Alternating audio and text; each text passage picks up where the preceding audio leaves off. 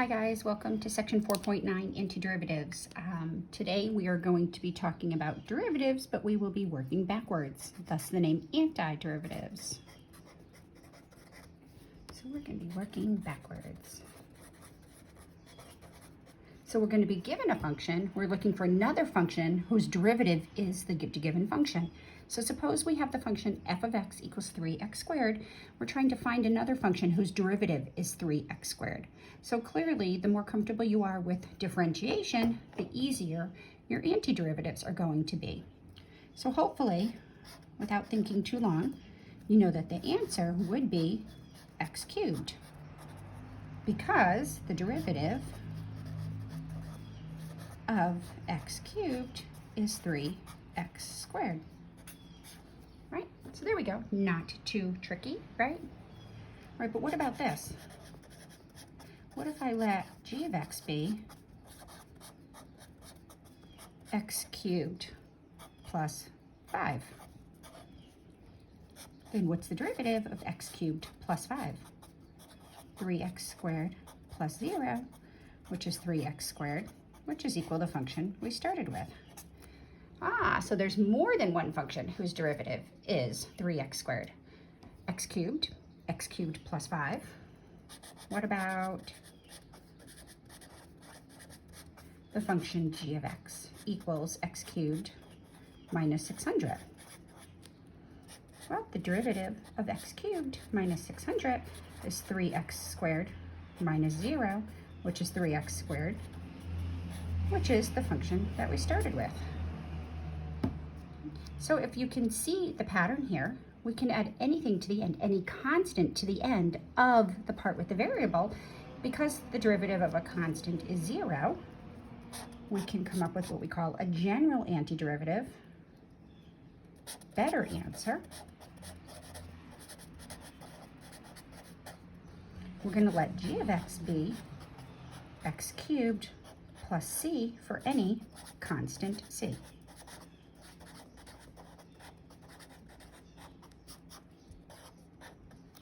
So we call this the general antiderivative of the function 3x squared.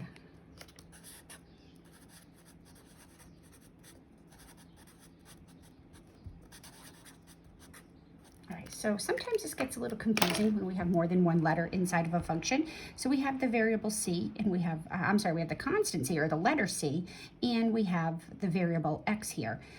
So if it's unclear if c is a constant or a variable, what you do is you look inside the parentheses. So that's the reason for the function notation. Whatever's inside the parentheses is the variable. Any other letters on the right side of the equation or the other side of the equal sign would be constant. So because of this x inside the parentheses, it's understood that x cubed is the variable part of the equation and the plus c is the constant part.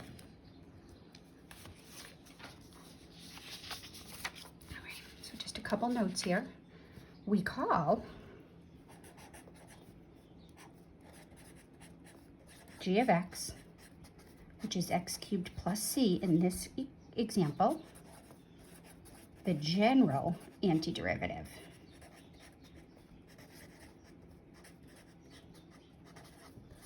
of f of x equals 3x squared.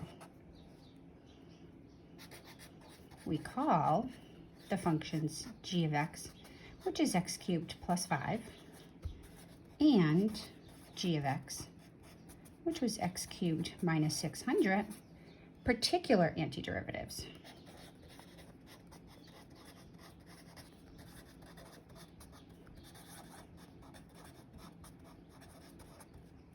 General, because of the arbitrary constant here. Particular, because we have assigned values to that constant. So to find a particular antiderivative, we would need to know some information, more information.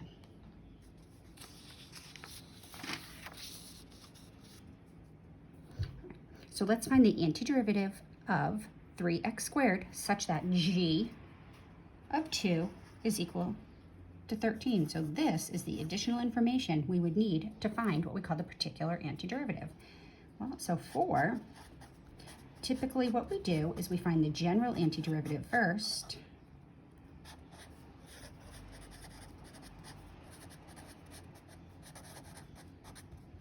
and we know the general antiderivative is x cubed plus any constant c.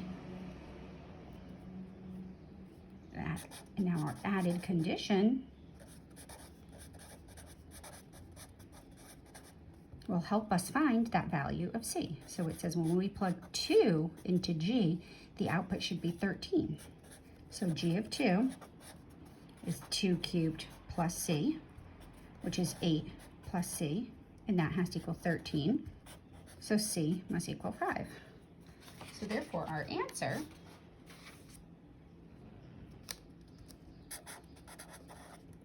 is the particular antiderivative is x cubed plus 5. So it satisfies both conditions. It's the antiderivative of 3x squared, and when we plug 2 in, we get 13. There we go. Not too tricky.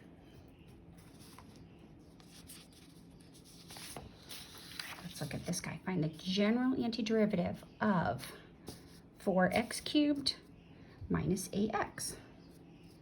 General, so when you see general, don't forget to add the plus c at the end, because adding plus c to any equation, we take the derivative, that's just going to go away. So let's see, think about that for a minute. The general antiderivative of f of x, well, what function's derivative is 4x cubed? Hopefully you said x to the 4th, right? Because when we take the derivative, bring the power out front and drop the power by 1, that's going to give me 4x cubed. And then what function's derivative is 8x?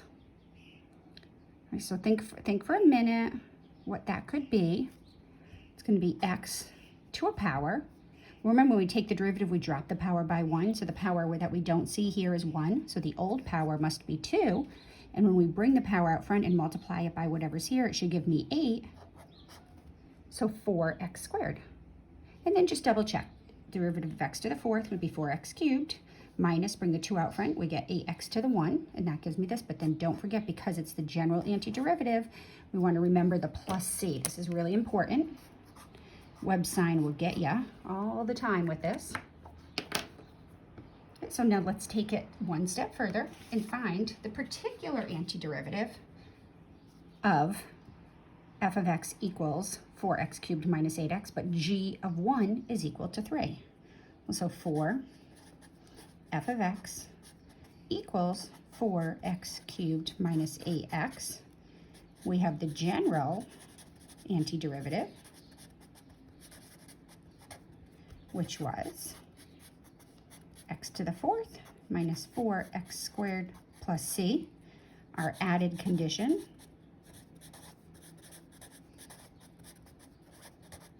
says when we plug 1 into the antiderivative, the output is 3. So therefore, g of 1 will be 1 to the 4th minus 4, 1 squared, plus c, which is 1 minus 4 plus c, which is negative 3 plus c, and that output must be 3. Add 3 to both sides, c must be equal 6. So therefore, the answer that we're looking for, the particular antiderivative that satisfies this additional condition, is g of x equals x to the 4th minus 4x squared plus 6. Yay. All right, again, so the whole concept, or what we need to know here is how to work backwards. So you have to be comfortable with your derivatives in order to do antiderivatives. So let's look at some common functions and see if we can identify their antiderivatives. What function's derivative would be x? Well, you have to remember this is a power function, and when we take the derivative of whatever we're going to put here, that power is going to come out front and drop by 1. So in order to get a power of 1, I must have started with a power of 2. But now when I take the 2 out front and drop the power by 1, if you can always, this is what's great about antiderivatives, is you can take the derivative and make sure you get what you started with. So if I take the 2 out front and drop the power by 1, we have this extra 2 floating out front. So we're going to put this added coefficient out front. So the general antiderivative of x is 1/2 x squared. And then don't forget the plus c, because it can be 1/2 x squared plus 4. It can be 1/2 x squared minus 22. We can add or subtract any constant, because when we take the derivative, that's just going to disappear. So 1/2 x squared plus c. All right, what about x squared? Well, the antiderivative, this again is just a power function. We take the derivative of a power function. To get the new power of 2, we must have started with 3 out here. So imagine taking the derivative, we bring the 3 out front, leave the x alone, drop the power by 1. The problem is we're going to have a 3 out front and we have a 1 here. So we need the reciprocal of the power to cancel out with the power that we're bringing out front. So 3 times 1/3 will give me the needed coefficient of 1 when we take the derivative, and then we add the constant c. So the antiderivative of x squared is 1/3 x cubed plus c. Hopefully just after 2 you're seeing a pattern, but let's do x cubed. In order to get x cubed, we have to start with x to the 4th. And now when we bring the 4 out front to get this derivative, we're going to put the 1/4 to cancel with the power we bring out front plus c. So in general, anytime you have any power on x, any power except for -1, and we'll see in 1 minute why p can't be -1, the new power is, well, when we take derivatives, we subtract the power. When we take antiderivatives, we add the power. And then notice it's going to just be the reciprocal power out front. So it's going to be 1 over p plus 1 plus c. Now notice p cannot be -1 because if p was -1, the coefficient out front would be 1 over 0, which doesn't make sense. So for any power, including this guy, let's look at this. I'm going to jump right to this. This is x to the 1/2. We can count that as a power, and my new power is going to be, we'll add 1 to this. 1/2 plus 1 is 3/2. And then we put the reciprocal 1 over 1 plus 1/2, which would be 1 over 3/2, which is just 2/3. So instead of trying to calculate this with the new power, whatever your new power is, the coefficient out front is just the reciprocal. And if you see, that makes sense because when we bring the power out front to take the derivative to check the answer, 3/2, we're going to need this 2/3 to get that coefficient back to 1 plus c. All right, so always when we're taking derivatives or antiderivatives, I highly suggest you turn all radicals into powers and then work with the powers. All right, let's go back to this guy. X to the -1 is 1 over x. Now this template doesn't work because we would get 1 over 0 x to the 0, which is not the general antiderivative. So let's just think back for a minute. Can you think of a function whose derivative is 1 over x? Hopefully you remember that it's the natural log of x plus c. So if it's any power other than -1, you can use this power rule, even if the power is fractional, if it's positive, if it's negative. But if the power is -1, you can't use the power rule. It doesn't make sense.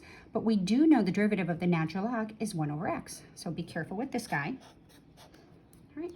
So x cubed, well, let's write all radicals as powers. X cubed is just x to the 1/3. So we can apply this power rule right here for the antiderivative. We're going to add 1 to the power. Well, 1/3 plus 1 is 4/3. And then put the reciprocal of the new power out front. And always just mentally check. If I bring the 4/3 out front, the 4/3 times the 3/4 will give me the coefficient of 1 here. And then don't forget to add that arbitrary constant plus c. All right, be really super careful here. In order to use this rule, it has to be x to a power, not 1 over x to a power. Just like when we take derivatives, we can't just take the derivative of the top and the bottom. So we're going to rewrite this as x to a power. So if you have x to a power in the denominator, turn it into x to the negative power on top. So now be really super careful because we're going to add 1 to the power. -5 plus 1 is -4 because we're moving to the right on the number line. And then my coefficient out front is going to be the reciprocal of this, which is -1/4. So make sure you check, take the derivative. We'll bring the -4 out front. -4 times -1/4 will give me the coefficient of 1. Drop the power, -5, and then don't forget the arbitrary constant. All right, pretty fun. Again, the only way you get good at these is by doing lots of them. All right, what function has derivative e to the x? Well, remember, the derivative of e to the x is itself. So the antiderivative of e to the x is also itself, e to the x.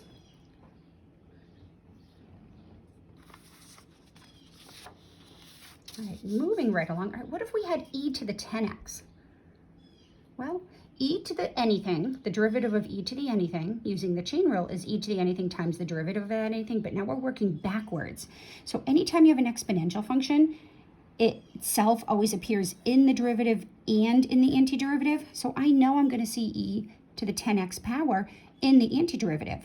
So now let's take the derivative of this because we want to get back what we started with. Well, if we take the derivative of e to the 10x, we're going to get e to the 10x times 10.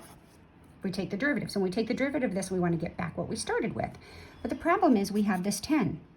So we can get rid of that 10 or turn that 10 into a 1 by multiplying by the reciprocal power, or the reciprocal of the coefficient in the power. So we're going to do 1/10.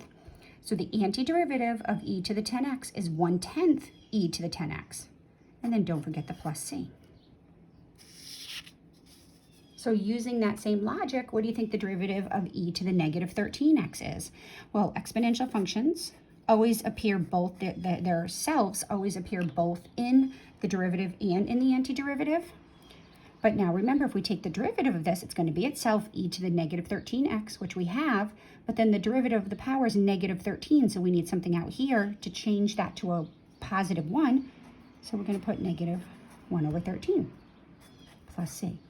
So in general, if you have e to the ax, the antiderivative is e to the ax. The coefficient's going to be 1 over a plus c. You can take the derivative to confirm that it does in fact equal what we started with. Right, now be really careful here when we're doing antiderivatives. Remember, we're not taking the derivatives, we're working in reverse. The derivative of the sine is the cosine, but the antiderivative of the sine, we have to be careful. We're looking for what function's derivative is the sine. So maybe you thought cosine, right? Well, the derivative of the cosine is the negative sign. We have positive sign here, so we have to fix that by putting a negative out front. So now the derivative of the negative cosine is the negative sign, which would give me the positive sign, plus c.